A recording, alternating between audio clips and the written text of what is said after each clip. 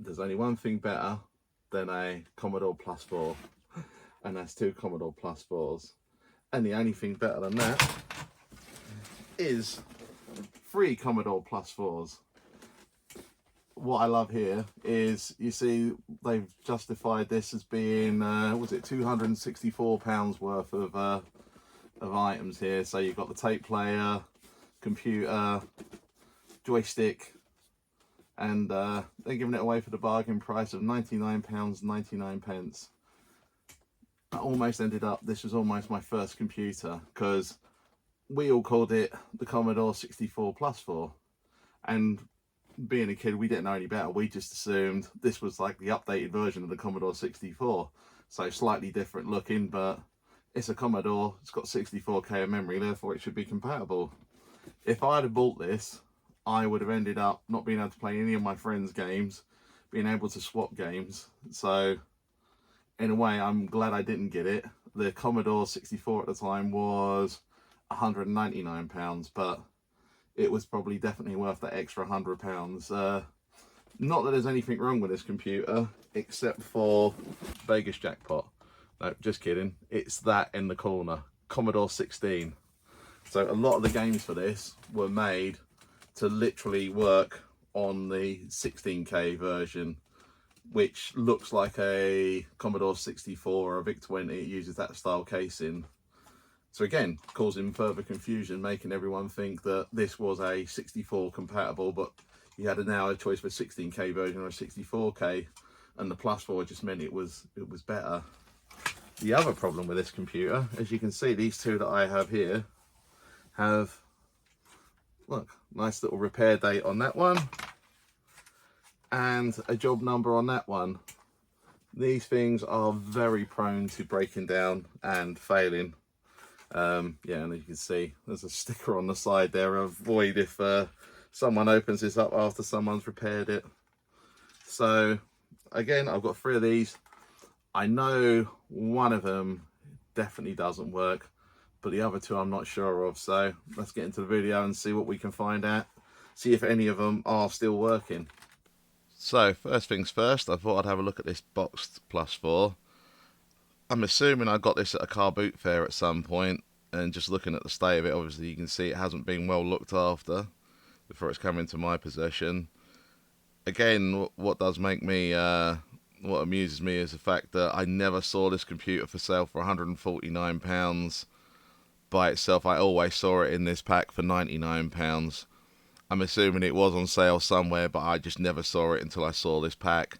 And at the time this was selling for £99, the Commodore 64 was in a Christmas pack. It was a white box with a red ribbon, which is the one I ended up getting for Christmas.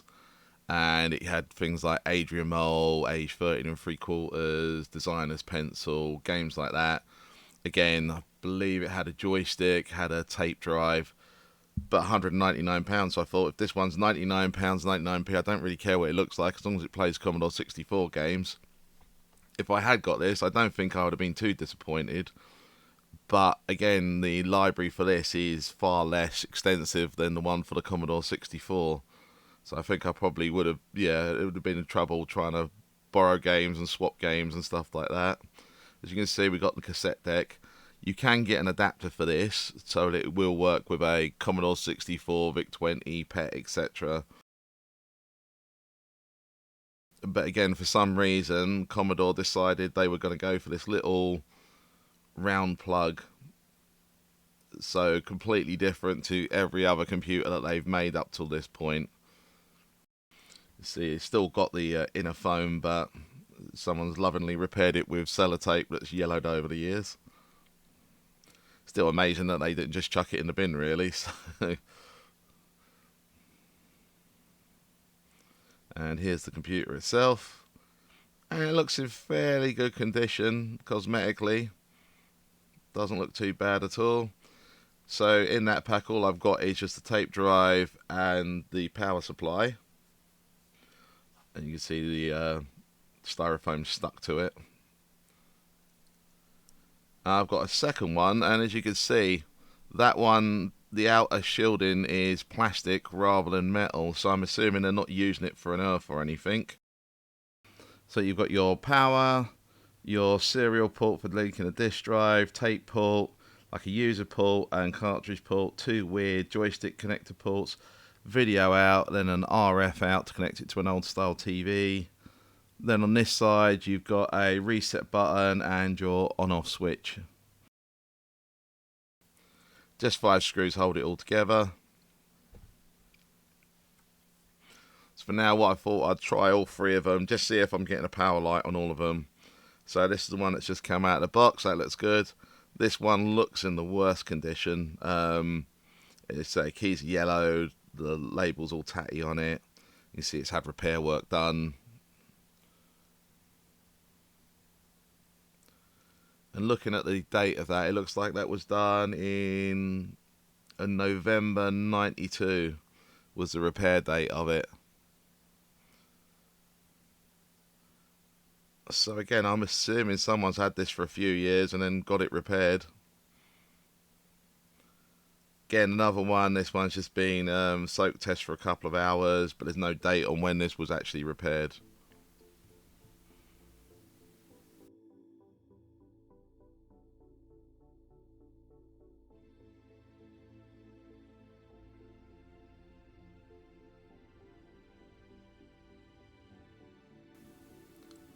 Well, that one doesn't want to switch on. Do it again, it's switched on, so might be capacitors or something like that.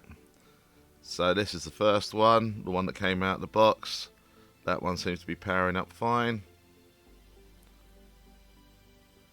So right now I'm just trying to get into the built-in programs. I just realised I've got the shift lock on. You press F1, it comes up with this, you press return, and it'll take you into the word processor. So it's got, I believe it's 3 or 4 programs built in.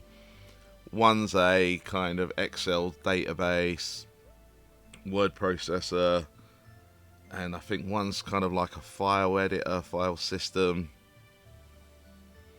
So this second computer, I'm just getting a blank screen. This is the really tatty one. And the third one, that looks pretty good. So again, shift lock on again.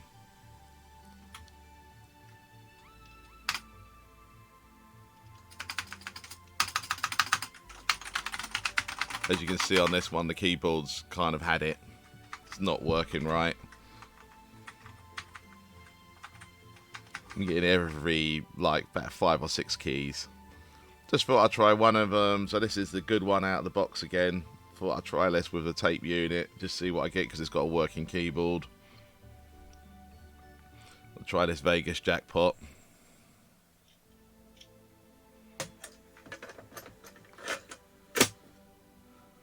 And again, I'm used to Commodore 64 pressing the shift run stop to get these to work, but on here you've got to type in load and press return, which you could do on the Commodore 64 to be fair, but there was a shortcut key, and there might be a shortcut key for this as well. But I haven't explored it enough yet to find out what that is. So again, just playing around, seeing if I could find something. But as you can see, it's looking at the wrong place, not looking for the tape. But when I did the shift run stop thing, so press play on tape. Does this very similar to the Commodore 64 loading a cassette, where it'll do this part, hit return. Hello, return don't seem to do anything. Yeah, then it comes up with this, and you've got to type in run and return to get it working.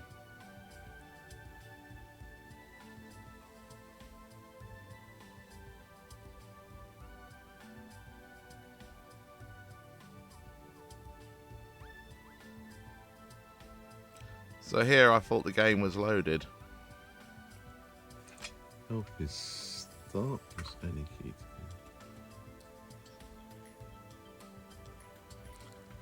It's loading more. Okay. I think we can safely say that this game's crashed. I'm at 137 on the tape unit, so yeah, definitely crashed. But it is loading something, so therefore I'm assuming this is going to be okay. Just need to find a good game or something that will work with it. So right now, this is the computer that just came up with a blank screen. I'm just taking it apart just to have a look inside, see if there's anything obvious. Again, usually with this computer, the one thing it is notorious for is chip failure. Mainly the CPU itself and other various chips in there. It can be completely random which ones go.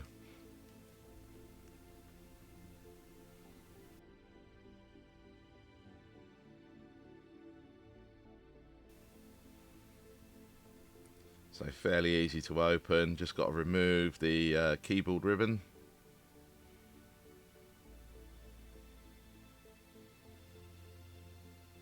Just pushes into a slot really, so yeah, not too difficult. And they give you a good length of lead on there as well, so if you do accidentally pull it up, as you can see, you've got quite a way you can pull it up before you're going to cause any damage. And hopefully by then you realise you've got a lead on it.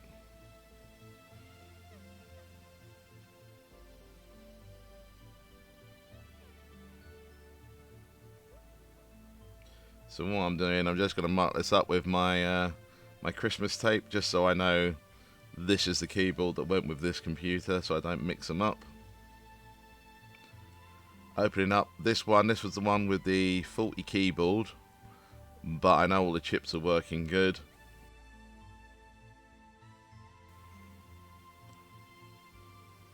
And straight away I can notice all the chips in these are MOS chips, and I noticed straight away this one's got a Texas Instrument, so I'm assuming that's the repair that happened last time that chip had failed and they've replaced it with something equivalent.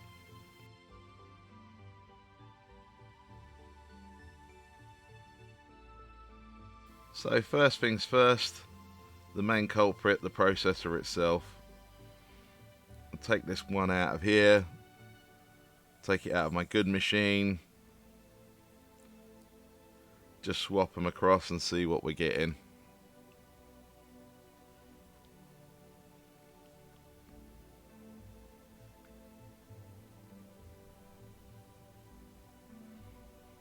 And getting absolutely nothing, still a blank screen. So I thought I would try the processor out of the bad unit in my good unit and just see if that is still working or not, because if it is, that means one of the other chips.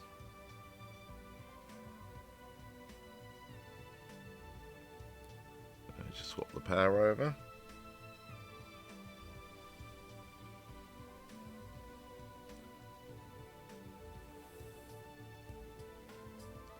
And again here I'm just using a video out lead to a RCA connector, so just again gives you a cleaner picture, don't have to try and tune it in. And so it looks like the processor itself is definitely faulty, but it's obviously that plus another chip is causing the issue. So now we play the game of swapping the chips to see which other one is faulty or which other ones are faulty. So I thought I would try this one first, seeing as that was a faulty one in that computer, and it's obviously been replaced at some point. So I thought, oh, I'll try that first, just see if that is the one that's going to cause the issue. Nope, not that one.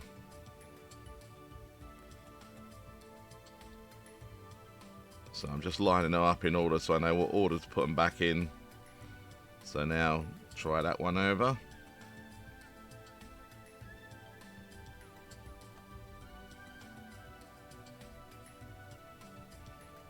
Still nothing.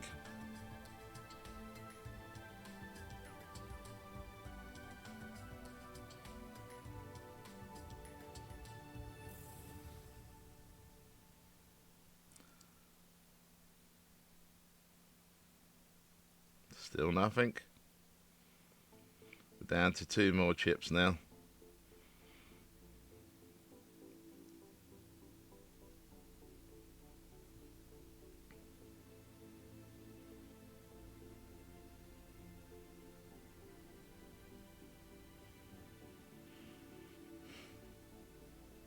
Still nothing. Right, we're down to the last chip. If this doesn't do it, it means there's something else going on this motherboard.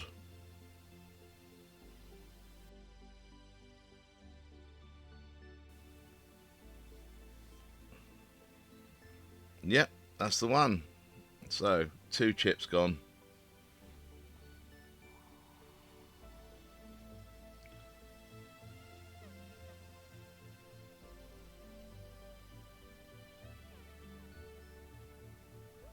So now what I decided to do was just make sure we're putting the old chips back in again, just to make sure they're all good.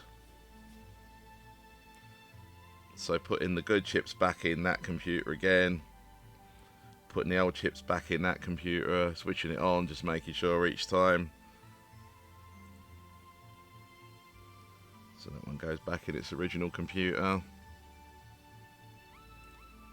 That one goes back. Power it on, see what we got.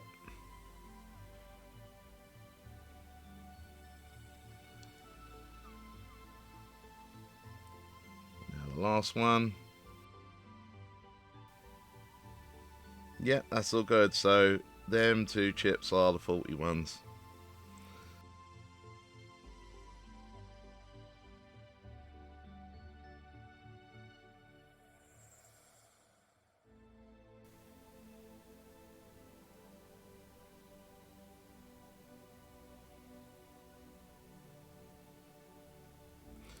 So now I'll just have a look at this keyboard, see what's going on there.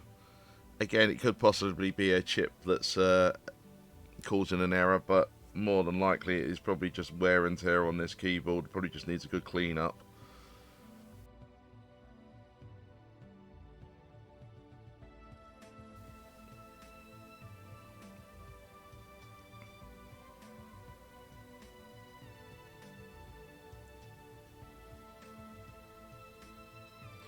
Then you've got loads of these little screws that just hold it in place onto the keyboard.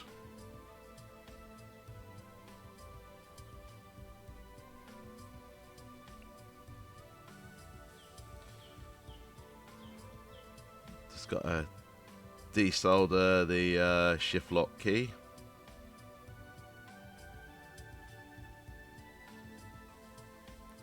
So we can take the printed circuit board away.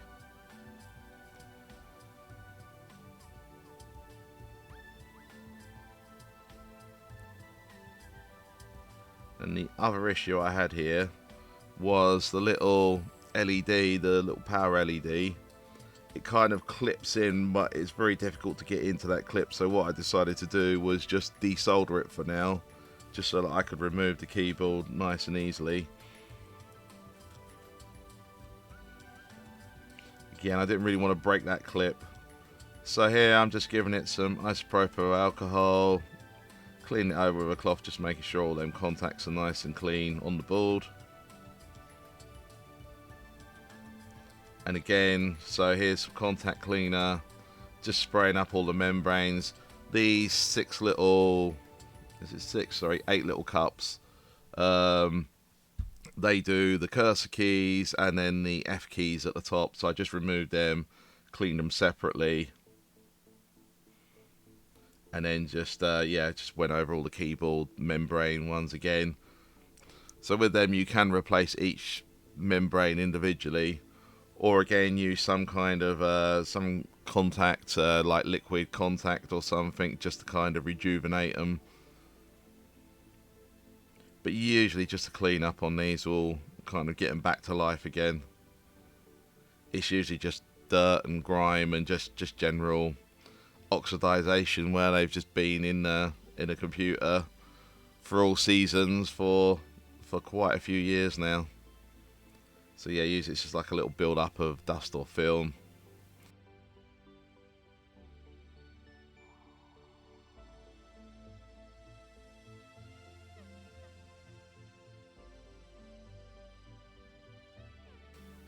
So just soldering the LED back in again. Now I know it clips in, I can just solder that in position while it's out here.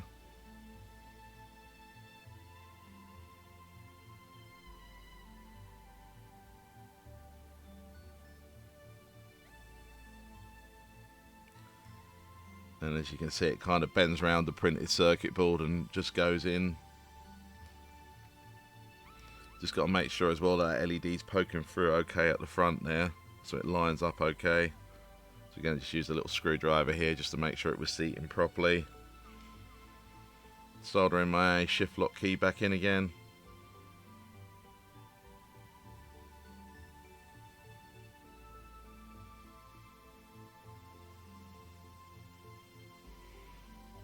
Then the journey of 1,000 screws.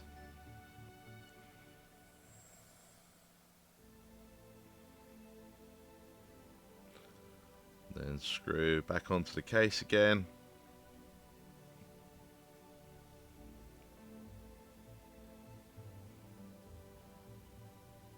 Just making sure that LED's lining up okay with the front of the case.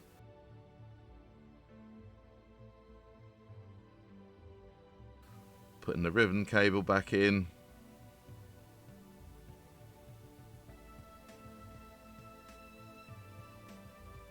Now to test the keyboard. And that's all looking good. So we've got 2 of the 3 working. I'm going to have to order some modern replacement chips for the other one, so I'll do another video at some point. But that all looks good. I will see you next time.